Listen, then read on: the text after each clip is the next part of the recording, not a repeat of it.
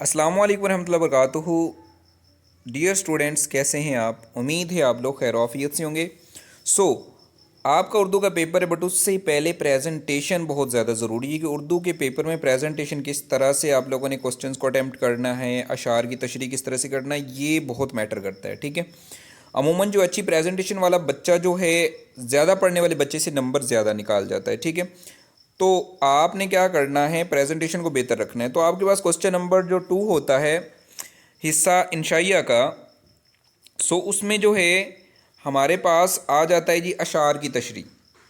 तो पहली बात तो ये है कि आपने सबसे पहले जो है अशार को एक या दो दफ़ा रीड आउट करना है, आपके माइंड में उसके रिलेटिव डाटा बन जाएगा, फिर आप उसको अपने अल्फाज में जो है उसकी तशरीह कर सकते हैं। तो कोशिश करें इस क्वेश्चन को वैसे आप लास्ट में करें तो ज़्यादा बेस्ट है, क्योंकि तशरीह में टाइम ज़्यादा लगता है और नंबर सिर्फ 10 हैं। पहले ज़्यादा मार्क्स वाले आप क्वेश्चन को आसानी से कर लें, एंड पे फिर तशरीह जो है टाइम बचे आप करें उसको।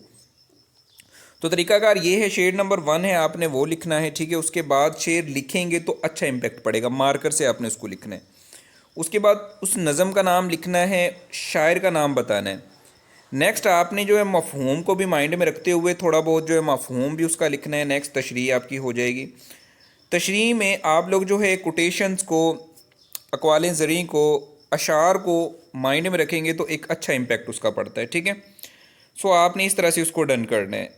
नज़म के नाम का, शायर के नाम का कोई एक नंबर होता है गालबन, तो बाकी जो है आपने इस तरह से इसको अटैम्प्ट करना है।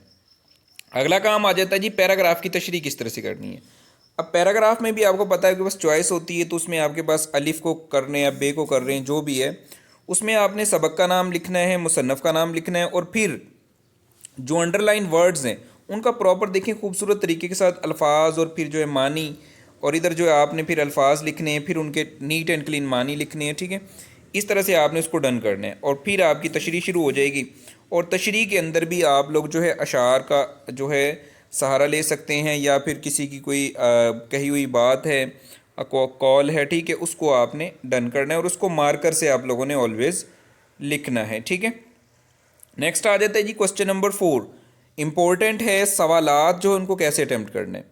अब सवाल पूछा गया है कि मिर्ज़ा साहब के जो नावल उनके बारे में पूछा गया, तो यहाँ पे देखें वो एक स्मॉल सी आपने जो बात लिखनी है मिर्ज़ा साहब के नावल, फिर जवाब आपने लिखना शुरू करना है। पूरा सवाल लिखने की ज़रूरत नहीं है, मेन चीज़ को उठा के आपने लिखेंगे तो इंशाल्लाह आपका जो है बेहतरीन जो है पेपर होगा और आपको फुल मार्क्स मिलेंगे इंशाल्लाह।